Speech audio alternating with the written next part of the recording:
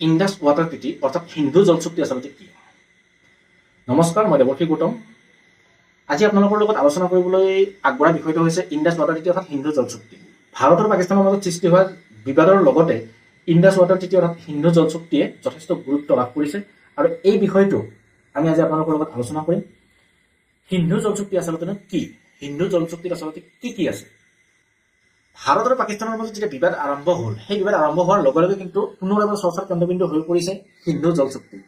এই বিষয়টোৱে চৰ্চা হোৱাৰ লগে লগে বহু লোকে ইয়াৰ বিষয়ে বিতং তথ্য জনাৰ বাবে আগ্ৰহী হৈ পৰিছে। আচলতে সিন্ধু জল চুক্তিত কি আছে? কিয় স্বাক্ষৰ কৰা হৈছিল এই চুক্তিখন? কোনে স্বাক্ষৰ কৰিছিল এই বহুচৰ্চিত চুক্তিখনক? মূলতঃ নদীৰ পানী ভাগ বতৰা কৰাৰ উদ্দেশ্য আগত ৰাখিয়ে বিশ্ব বেংকৰ মধ্যস্থতাত পাকিস্তানৰ কৰাচী চহৰত 1960 চনৰ 19 ছেপ্টেম্বৰ তাৰিখে ভাৰত আৰু পাকিস্তানৰ মাজত সম্পন্ন হৈছিল এই চুক্তিখন। সেই সময়ত তদানীন্তন ভাৰতৰ প্ৰধানমন্ত্ৰী জৱাহৰলাল নেহৰু আৰু পাকিস্তানৰ ৰাষ্ট্ৰপতি আয়ুব খানে এই চুক্তিখনত স্বাক্ষৰ কৰিছিল। দুই দেশৰ ৰাষ্ট্ৰপ্ৰধানে স্বাক্ষৰ কৰা এই চুক্তি অনুসৰি পূব দিশত থকা 3খন নদীৰ নিয়ন্ত্ৰণৰ অধিকাৰ ভাৰতক প্ৰদান কৰাৰ বিপৰীতে পশ্চিম দিশত থকা 3খন নদীৰ নিয়ন্ত্ৰণ পাকিস্তানৰ হাতত অৰ্পণ কৰা হৈছিল। নদীৰ নিয়ন্ত্ৰণৰ ভাগ বতৰা হৈছিল যদিও তাত আটাইতকৈ ডাঙৰ সমস্যাটো আছিল পাকিস্তানৰ হাতত নিয়ন্ত্ৰণ থকা নদীকেইখন ভাৰতৰ মাজেৰে প্ৰবাহিত হৈ পাকিস্তানলৈ বৈ গৈছিল। সন্ধি অনুসৰি ভাৰতে কেৱল পৰিবহণ, বিদ্যুৎ উৎপাদন আদিৰ দৰে কেইটামান বিশেষ বিষয়তহে এই নদীকেইখন ব্যৱহাৰ কৰাৰ বাবে অনুমতি লাভ কৰিছিল। এই সন্ধিৰ নিয়ম অনুসৰি সিন্ধু নদীৰ মুঠ পানীৰ মাত্ৰ 20% ভাৰতে ব্যৱহাৰ কৰিবলৈ অনুমতি লাভ কৰিছিল। পাকিস্তানে যাতে পাকিস্তানৰ অধীনত লাভ কৰা নদীসমূহৰ প্ৰয়োগ কৰিব পৰাকৈ নিজৰ আন্তঃগাঁথনি গঠন কৰিব পাৰে, গঢ়ি তুলিব পাৰে, তাৰ বাবে ভাৰতক 10 বছৰৰ বাবে নদীৰ পানী সম্পূৰ্ণ ব্যৱহাৰ কৰাৰ বাবে অনুমতি প্ৰদান কৰা হোৱা নাছিল। ইয়াৰ উপৰিও পূব দিশৰ 3খন নদীৰ পৰা হোৱা লোকচানৰ বাবে পাকিস্তানক ক্ষতিপূৰণো প্ৰদান কৰা হৈছিল। যিটো সময়ত ভাৰত আৰু পাকিস্তানৰ মাজত জল চুক্তি সম্পন্ন হৈছিল, সেই সময়ত দুয়োখন দেশৰ মাজত এক সৌহাৰ্দ্যপূৰ্ণ সম্পৰ্ক আছিল। কিন্তু 1965 চনৰ পিছৰে পৰা পাকিস্তানে ভাৰত বিৰোধী কাৰ্যকলাপ চলাবলৈ আৰম্ভ কৰে। ভাৰত আৰু পাকিস্তানৰ মাজত সিন্ধু জল চুক্তি সম্পন্ন হোৱাৰ পিছত এখন স্থায়ী সিন্ধু আয়োগ গঠন কৰা হয়। প্ৰস্তাৱিত এই আয়োগ পৰিচালনা কৰাৰ বাবে দুয়োখন দেশে একোজনকৈ আয়ুক্ত নিয়োজিত কৰে। তেওঁলোকৰ কাম হৈছে সিন্ধু চুক্তিৰ সৈতে জড়িত সকলো তথ্য যোগান ধৰাৰ লগতে পৰস্পৰৰ সৈতে সহযোগিতা আগবঢ়োৱা।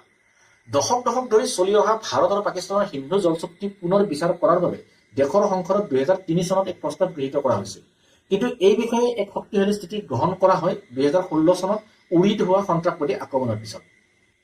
আচলতে পাকিস্তানে সিন্ধু জল চুক্তিৰ সুবিধা গ্ৰহণ কৰি পানীৰ কোনো অভাৱ নোহোৱাকৈ কৃষিকৰ্ম চলাই নিছে। যিহেতু এই চুক্তিখন ভাৰত আৰু পাকিস্তানৰ মাজত স্বাক্ষৰ হৈছিল, গতিকে এখন দেশে এই চুক্তিখনৰ পৰা আঁতৰি অহাৰ লগে লগে এই চুক্তিখন ভংগ হোৱাৰ পথ প্ৰশস্ত হৈ পৰিব।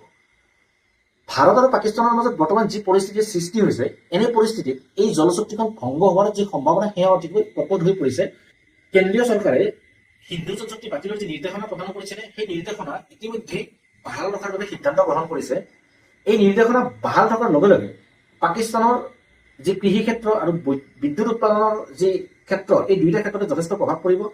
আৰু ভাৰতে যি নদীবান্ধ নিৰ্মাণ কৰিছে, সেই নদীবান্ধসমূহৰ পানীসমূহ জমা কৰাৰ পিছত বিদ্যুৎ উৎপাদন কৰিবলৈ যেতিয়া পানীসমূহ একেলগে এৰি দিয়াৰ লগে লগে কিন্তু পাকিস্তানত এক বানপানী সদৃশ পৰিৱেশৰ সৃষ্টি হ'ব, যি পৰিৱেশে পাকিস্তানক যথেষ্ট লোকচানৰ সন্মুখীন কৰিব। কাৰণ পাকিস্তানৰ অৰ্থনীতি কৃষিৰ ওপৰত যথেষ্ট নিৰ্ভৰশীল। যদি ভাৰতে নদীসমূহৰ পানী নিয়ন্ত্ৰণ কৰে অথবা যি সোঁত, সেই সোঁত যদি ডাইভাৰ্ট কৰি বেলেগ দিশলৈ লৈ যায়, তেনেহ'লে পাকিস্তানৰ যি কৃষি ক্ষেত্ৰ, সেই কৃষি ক্ষেত্ৰত যথেষ্ট প্ৰভাৱ পৰিব আৰু পাকিস্তানৰ যি অৰ্থনৈতিক অৱস্থা, সেই অৰ্থনৈতিক অৱস্থা আৰু শোচনীয় হোৱাৰ সম্ভাৱনা অধিক প্ৰকট হৈ পৰিব। গতিকে ভাৰতৰ এই যি বলিষ্ঠ পদক্ষেপ, এই বলিষ্ঠ পদক্ষেপে পাকিস্তানক যে এক বৃহৎ সংকটৰ দিশে ঠেলি দিব, সেই কথা কিন্তু নিশ্চিত। আপোনালোকে আজি আমাৰ এই ভিডিঅ'টো চাই কেনে পেলাই আমাক কমেণ্ট বক্সত জনাবলৈ নাপাহৰিব। আপোনালোকে আপোনালোকৰ নিজৰ পচন্দৰ ভিডিঅ'সমূহৰ বাবে আপোনালোকে আমাৰ কমেণ্ট বক্সত নাম লিখিব। আপোনালোকে কেনেকুৱা ধৰণৰ ভিডিঅ' চাব বিচাৰে, আমি নিশ্চিতভাৱে চেষ্টা কৰিম আপোনালোকৰ পচন্দৰ ভিডিঅ'সমূহ আপোনালোকৰ লৈ অহাৰ বাবে। আজিলৈ ধন্যবাদ।